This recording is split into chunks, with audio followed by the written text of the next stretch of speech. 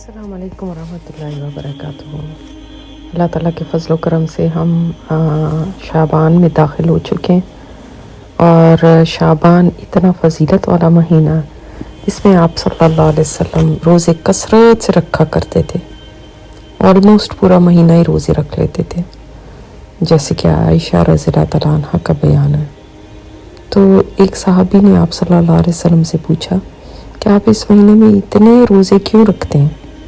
تو نبی علیہ الصلوۃ والسلام نے فرمایا کہ رجب اور رمضان کے درمیان ایک مہینہ ایسا ہے جس سے لوگ غافل رہتے ہیں، حالانکہ اس مہینے میں اللہ تعالیٰ کے ہاں انسان کے اعمال پیش ہوتے ہیں، اور میں چاہتا ہوں کہ جب میرا عمل اللہ کے پاس پیش ہو تو میں اس وقت روزے سے ہوں۔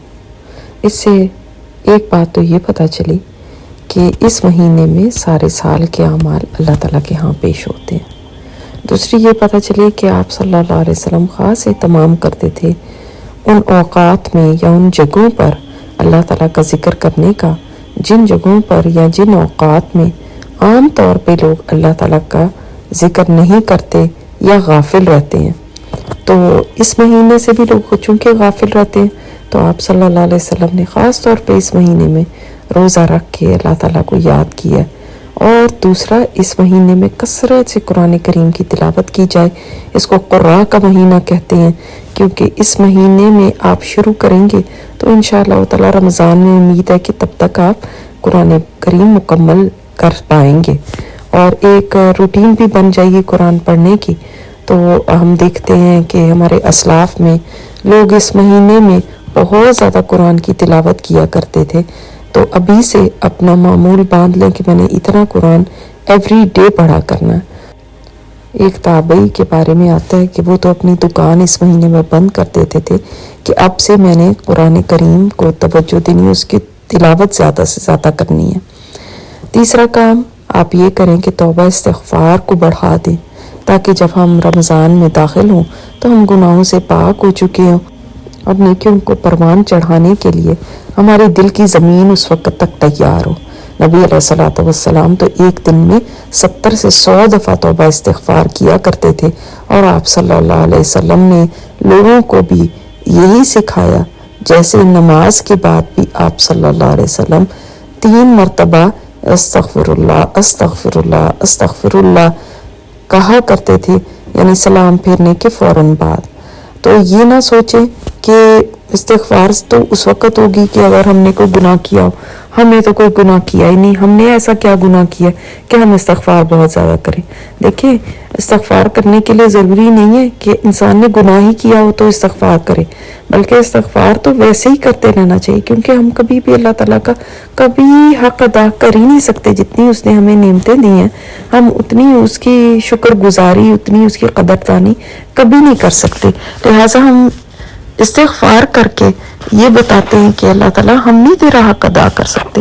دوسری بات یہ کہ ہم میں سے کوئی بھی گناہوں سے پاک ہستی نہیں ہے، ہم سے کوئی نہ کوئی غلطیاں ہو جاتی ہیں، اور نبی علیہ الصلوۃ والسلام جو معصوم تھے اور گناہوں سے پاک تھے، وہ بھی استغفار کیا کرتے تھے، تو ہمیں تو اور زیادہ استغفار کرنی چاہیے۔